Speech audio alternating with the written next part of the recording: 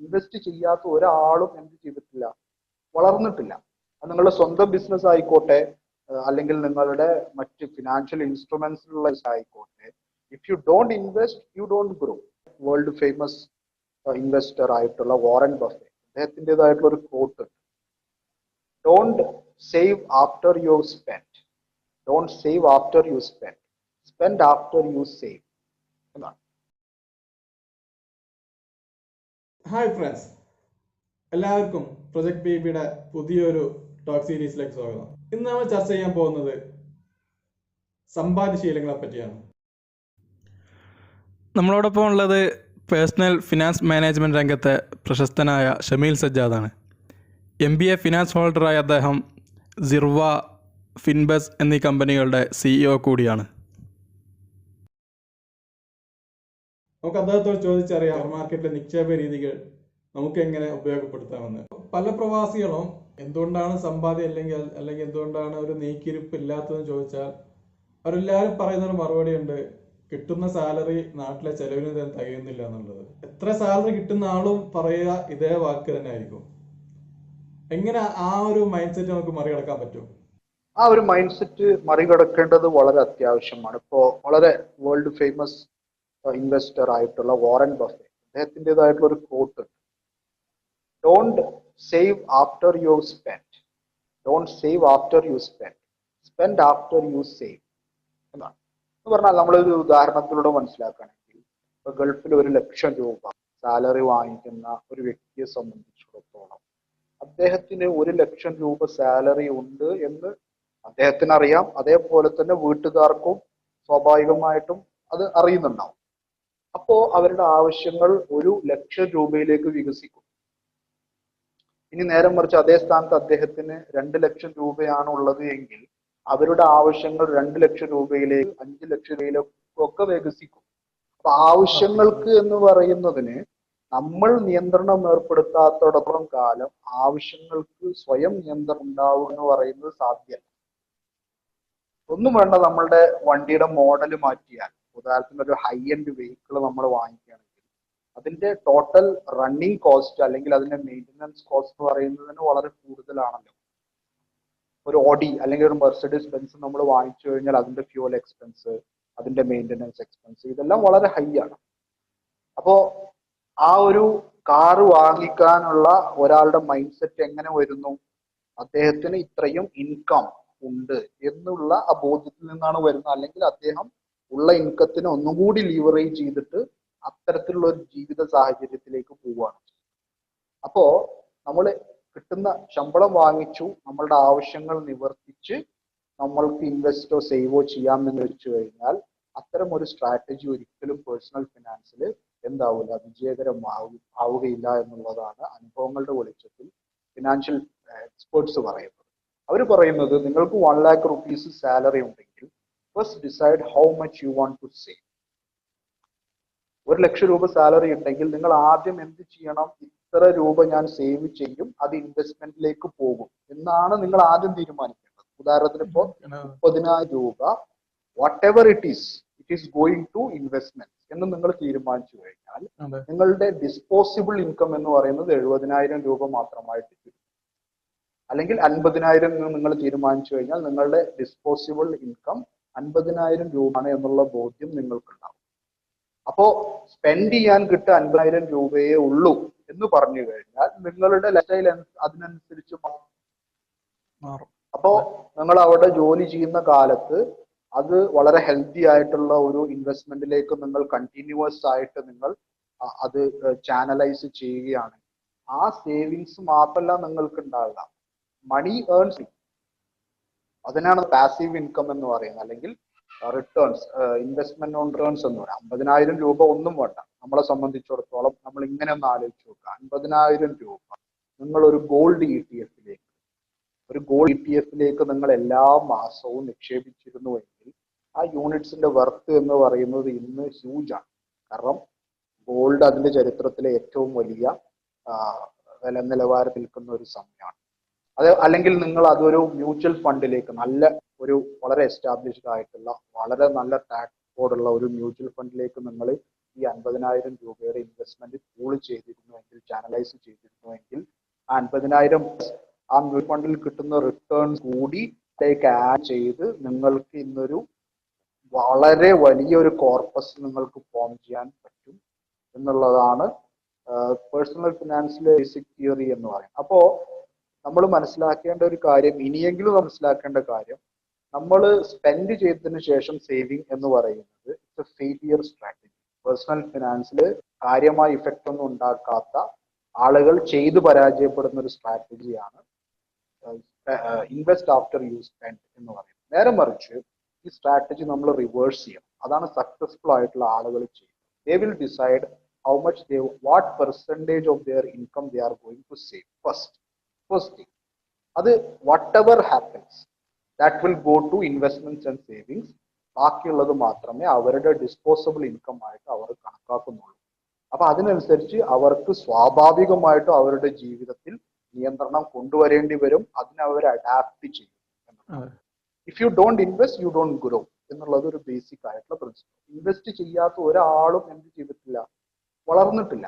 അത് നിങ്ങളുടെ സ്വന്തം ബിസിനസ് ആയിക്കോട്ടെ, അല്ലെങ്കിൽ നിങ്ങളുടെ മറ്റ് ഫിനാൻഷ്യൽ ഇൻസ്ട്രുമെന്റ്സിലുള്ള ആയിക്കോട്ടെ, if you don't invest you don't grow.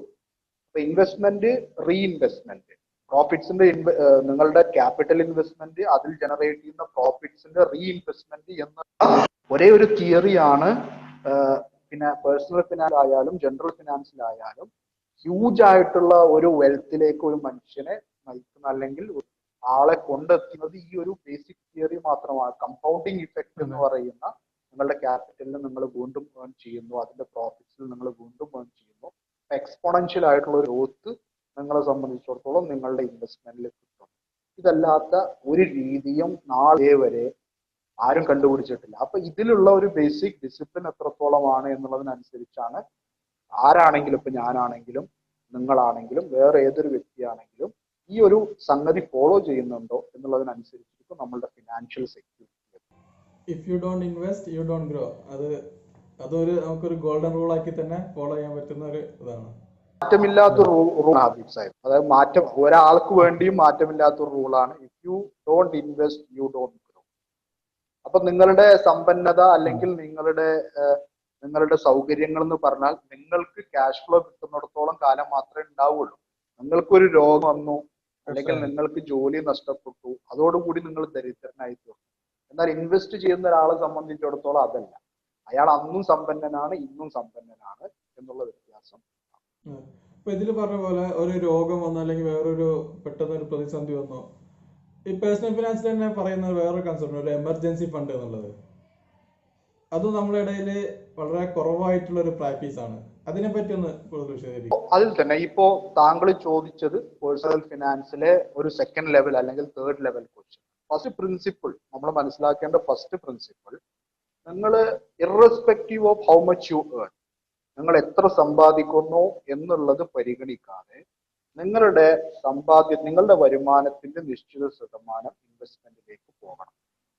100 രൂപ കൂലി വാങ്ങുന്ന ഒരു വ്യക്തി, അല്ലേ മേഡം? 100 രൂപ എന്ന് പറയുന്ന ഒരു കൂലി ഇന്ന് എവിടെ ഇല്ല.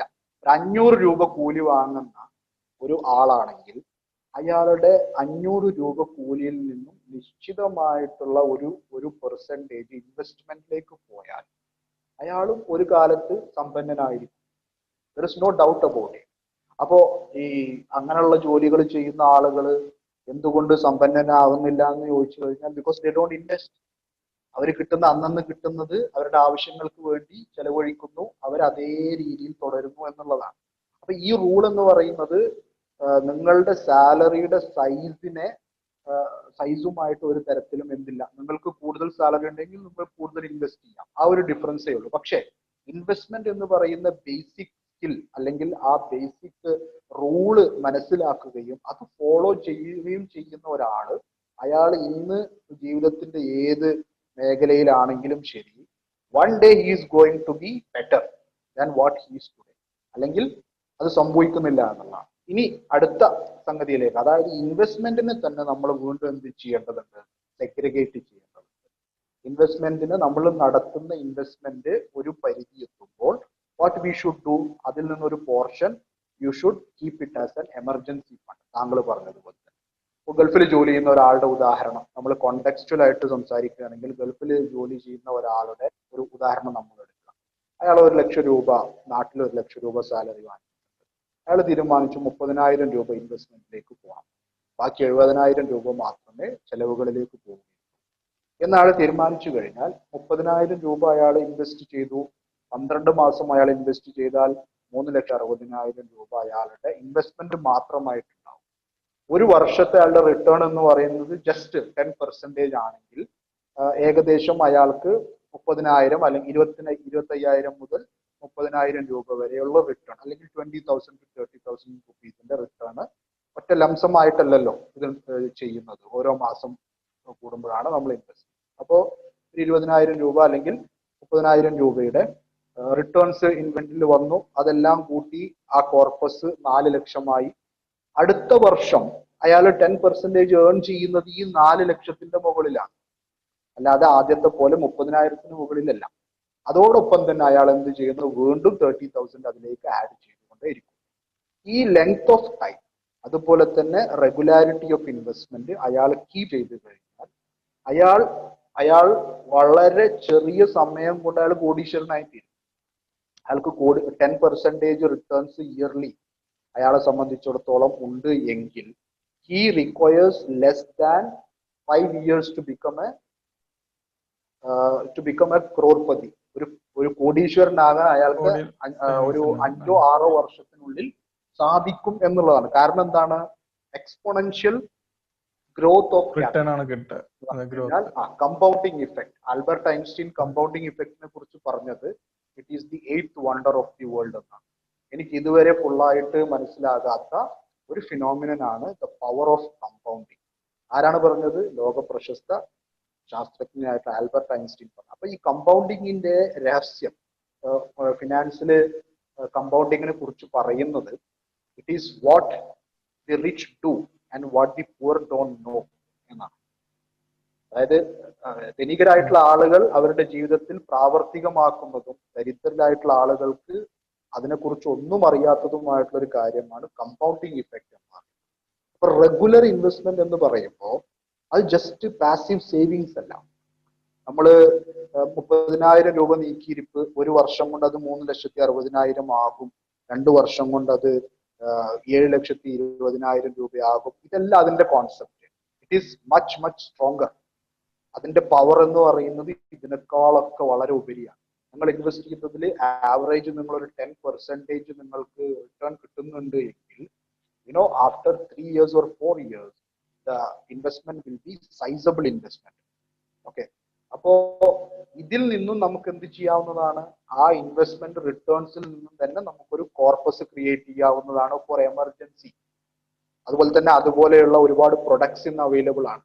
ഫോർ എക്സാമ്പിൾ യുലിപ്പുകളിൽ, യൂണിറ്റ് ലിങ്ക്ഡ് ഇൻഷുറൻസ് പ്ലാനിൽ തന്നെ നമുക്ക് റൈഡേഴ്സ് അവൈലബിൾ ആണ്.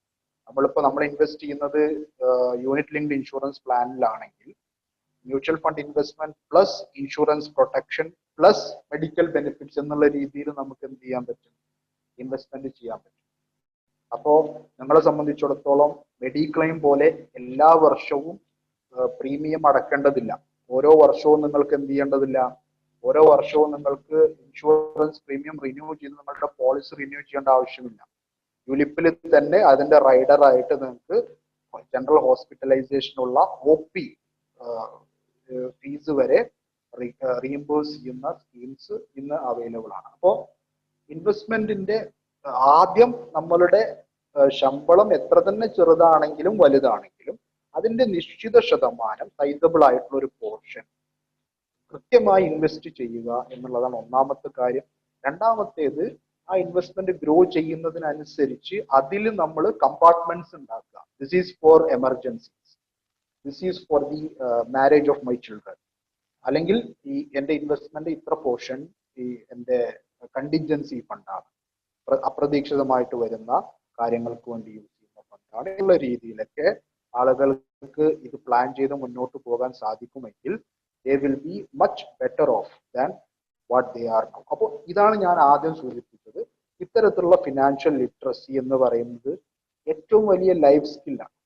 നമ്മൾ ജീവിതത്തിൽ പഠിക്കുന്ന വിദ്യാഭ്യാസത്തിൽ എന്തുകൊണ്ട് ഇതുവരെ ഇത് ആളുകൾക്ക് കൊടുക്കാനുള്ള പദ്ധതികൾ സ്കൂളുകളിലോ +2 ലെവലിലോ ഡിഗ്രി ലെവലിലോ ലൈഫ് സ്കിൽ എന്നുള്ള രീതിയിൽ ഇതൊന്നും എവിടെയും പഠിപ്പിക്കപ്പെടുന്നില്ല എന്നുള്ളത് നമ്മളുടെ വിദ്യാഭ്യാസത്തിന്റെ വലിയൊരു പോരാ. കാരണം ഇതിൽ നിന്ന് ആരും ഒഴിവല്ല. Even if you are a scientist, even if you are a business man, even if you are an IT person, ഇത് എല്ലാവർക്കും ഒരുപോലെ ആവശ്യമുള്ള ലൈഫ് സ്കില്ലുകളിൽ പെട്ടതാണ്. അപ്പോൾ ഈ ലൈഫ് സ്കിൽസ് എവിടെ നിന്നും ആളുകൾക്ക് കിട്ടുന്നില്ല എന്നുള്ളതാണ് നമ്മളുടെ സൊസൈറ്റിയുടെ വലിയ ഒരു ഡ്രോബാക്ക്. ഇൻവെസ്റ്റിങ്ങിന്റെ 2 രീതികൾ പറഞ്ഞല്ലോ.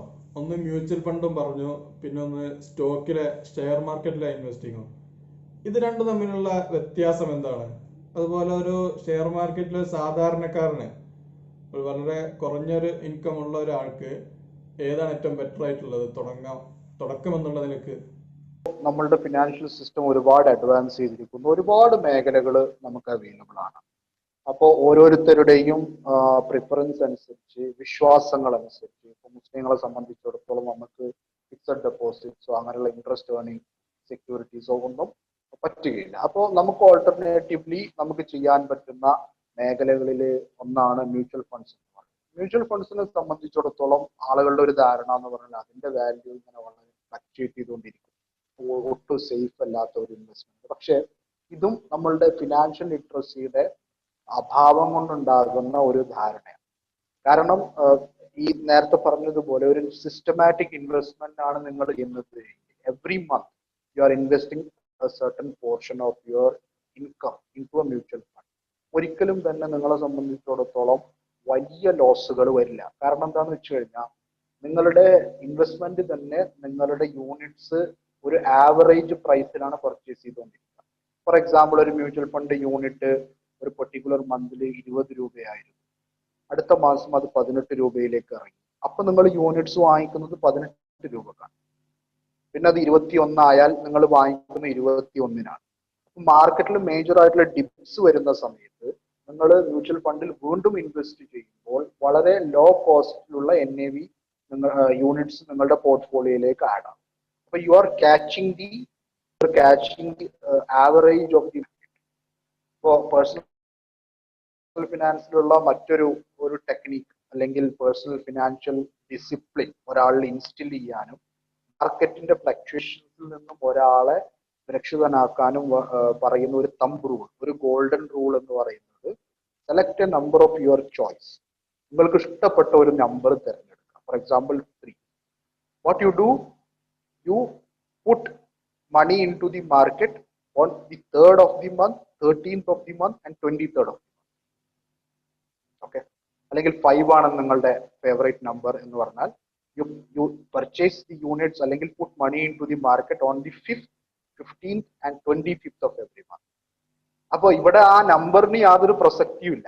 പക്ഷേ ഇത് നമ്മളുടെ പേഴ്സണൽ ഫിനാൻസില് നമ്മളുടെ ഡിസിപ്ലിൻ നമുക്ക് ബോൾസ്റ്റർ ചെയ്യാൻ വേണ്ടിയിട്ട് പേഴ്സണൽ ഫിനാൻഷ്യൽ പ്ലാനേഴ്സ് പറഞ്ഞു തരുന്ന ഒരു ടെക്നിക്കാണ്. അപ്പോൾ 5-ാം തീയതി നിങ്ങൾ മ്യൂച്വൽ ഫണ്ട്സ് യൂണിറ്റ്സ് വാങ്ങിച്ചു, അല്ലെങ്കിൽ നിങ്ങൾ സാധാരണ ചെയ്യുന്ന ഒരു ഇൻവെസ്റ്റ്മെന്റ് ചെയ്തു, 15-ാം തീയതിയും ചെയ്തു, 25-ാം തീയതിയും ചെയ്തു. ഇതുകൊണ്ട് ഒരുപാട് ഗുണങ്ങൾ ഉണ്ടായി. 1, നിങ്ങൾ സേവ് ചെയ്തു. 2, സേവിങ്സിനെ നിങ്ങൾ ഇൻവെസ്റ്റ് ചെയ്തു. 3, നിങ്ങളുടെ ഇൻവെസ്റ്റ്മെന്റ് എന്ന് പറയുന്നത് മാർക്കറ്റിന്റെ പല അവസ്ഥകളിലും സ്പ്രെഡ് ചെയ്തു. 3-മതായിട്ട്, അപ്പൊ നിങ്ങളെ സംബന്ധിച്ചിടത്തോളം ഒരു പീക്കിൽ വാങ്ങി നിങ്ങൾ ലോസിലേക്ക് പോകുന്ന ഒരു അവസ്ഥ എന്ന് പറയുന്നത് ഇത്തരത്തിലുള്ള ഇൻവെസ്റ്റേഴ്സിനെ സംബന്ധിച്ചിടത്തോളം ഉണ്ടാവുകയില്ല. അവർക്ക് വളരെ ആവറേജ് ആയിട്ടുള്ള ഒരു പ്രൈസ് മാർക്കറ്റിൽ കിട്ടി. their portfolio will be always in a profit irrespective of the market conditions. അപ്പൊ ഇങ്ങനെയുള്ള ടെക്നിക്സ് ഇത് ആളുകൾക്ക് അറിയില്ല. ഇപ്പോ ഇതെന്ന് പറഞ്ഞാൽ ഏതൊരാളെ സംബന്ധിച്ചിടത്തോളം വളരെ യൂസ്ഫുൾ ആയിട്ടുള്ള ഒരു ടെക്നിക്കാണ്. 5 എന്ന് പറയുന്ന ഒരു നമ്പർ എനിക്ക് ഇഷ്ടമാണ്. അപ്പൊ 5-ാം തീയതി ഞാൻ ഇൻവെസ്റ്റ് ചെയ്തു, 15-ാം തീയതി ഞാൻ ഇൻവെസ്റ്റ് ചെയ്തു, 25-ാം തീയതി ഞാൻ ഇൻവെസ്റ്റ് ചെയ്തു. ഇത് നമ്മളെ സംബന്ധിച്ചിടത്തോളം ഫോളോ ചെയ്യാനും ഒരു ഹാബിറ്റ് ആക്കാനും വളരെ എളുപ്പമുള്ള ഒരു കാര്യമാണ്. ഇപ്പോൾ ഇന്നൊക്കെ എന്ന് പറഞ്ഞു കഴിഞ്ഞാൽ നിങ്ങൾക്ക് വീട്ടിലിരുന്നുകൊണ്ട് തന്നെ ഓൺലൈൻ ട്രാൻസ്ഫർ ആയിട്ട് മ്യൂച്വൽ ഫണ്ടിലേക്ക് പൈസ ട്രാൻസ്ഫർ ചെയ്ത് നിങ്ങൾക്ക് യൂണിറ്റ്സ് പർച്ചേസ് ചെയ്യാവുന്നതാണ്. നിങ്ങളുടെ ഫണ്ടിനെ സംബന്ധിച്ചിട്ടുള്ള എല്ലാ ഡീറ്റെയിൽസും, മ്യൂച്വൽ ഫണ്ട് സ്കീമിനെ സംബന്ധിച്ചിടത്തോളം നിങ്ങളുടെ NAV പ്രൈസ് എന്താണ്, പോർട്ട്ഫോളിയോ എന്താണ്, ആവറേജ് പ്രൈസ് എന്താണ്, ഇപ്പൊ എത്ര പ്രോഫിറ്റ് ഉണ്ട്, എല്ലാം തന്നെ നിങ്ങൾക്ക് അപ്പപ്പോ കിട്ടുന്ന സംഭവങ്ങളാണ്. അപ്പോ ഈ രീതിയിൽ നമ്മളെ സംബന്ധിച്ചിടത്തോളം തുടക്കക്കാരെ സംബന്ധിച്ചിടത്തോളം സംബന്ധിച്ചിടത്തോളം, അല്ലെങ്കിൽ മറ്റ് കാര്യങ്ങളിൽ വളരെ തിരക്ക് പിടിച്ച രീതിയിൽ വ്യാപൃതരായിരിക്കുന്ന ആളുകളെ സംബന്ധിച്ചിടത്തോളം മ്യൂച്വൽ ഫണ്ട്സ് തന്നെയാണ് എപ്പോഴും സേഫ്.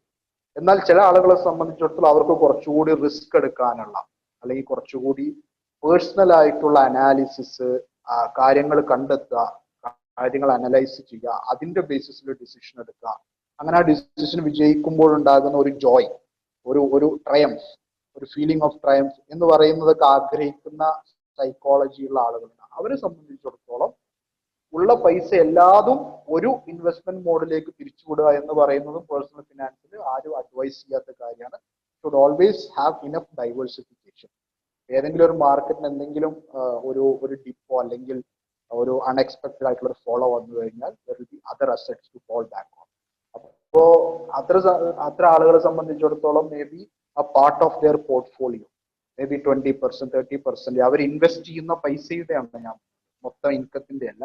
നമ്മൾ 30,000 രൂപയാണ് ഇൻവെസ്റ്റ് ചെയ്യുന്നത് എങ്കിൽ may be 1/3 of it he can put in the stock market, or may be 1/4. അത് അയാളുടെ ചോയ്സ് അനുസരിച്ച്. ബാക്കി അദ്ദേഹത്തിന് ഗോൾഡ് ETF-ലേക്ക് ഒരു ഭാഗം വെക്കാം, അദ്ദേഹത്തിന് റിയൽ എസ്റ്റേറ്റ് ഇൻവെസ്റ്റ്മെന്റ് ട്രസ്റ്റിലേക്ക് ഒരു ഭാഗം ഇൻവെസ്റ്റ് ചെയ്യാം, മ്യൂച്വൽ ഫണ്ടിലേക്ക് ഒരു ഭാഗം ഇൻവെസ്റ്റ് ചെയ്യാം. ഈ രീതിയിൽ അയാളെ സംബന്ധിച്ചിടത്തോളം വളരെ ഡൈവേഴ്സിഫൈഡ് ആയിട്ടുള്ള ഹെൽത്തി ആയിട്ടുള്ള ഒരു പോർട്ട്ഫോളിയോ അയാളെ സംബന്ധിച്ചിടത്തോളം ഉണ്ടായിരിക്കും. ഏതെങ്കിലും ഒരു പെട്ടെന്നൊരു വിഷയം വരുമ്പോൾ ഇതിൽ ഏറ്റവും ലിക്വിഡ് ആയിട്ടുള്ള, അല്ലെങ്കിൽ നഷ്ടമില്ലാതെ നിൽക്കുന്ന ഒരു സാധനം ലിക്വിഡേറ്റ് ചെയ്ത് പൈസ എടുക്കുക എന്നുള്ളതും അത് സംബന്ധിച്ചിടത്തോളം വളരെ ഈസി ചെയ്ത് അവർക്ക് ശരിയാ കംപ്ലയന്റ് ആയിട്ടുള്ള ഒരു ട്രേഡിംഗ് പ്ലാറ്റ്ഫോം നമ്മൾ അവൈലബിൾ ആക്കുന്നു എന്നുള്ളതാണ് നമ്മളുടെ യുണീക്ക് സെല്ലിംഗ് പ്രൊപ്പോസിഷൻ എന്ന് പറയുന്നത്. നമ്മൾ മറ്റു രീതിയിലുള്ള ബ്രോക്കിംഗ് സർവീസ് ഒന്നും തന്നെ ചെയ്യുന്നില്ല. ഈ രീതിയിൽ അത് ആവശ്യമുള്ള ആളുകൾക്ക് അത് അവൈലബിൾ ആക്കുന്നു.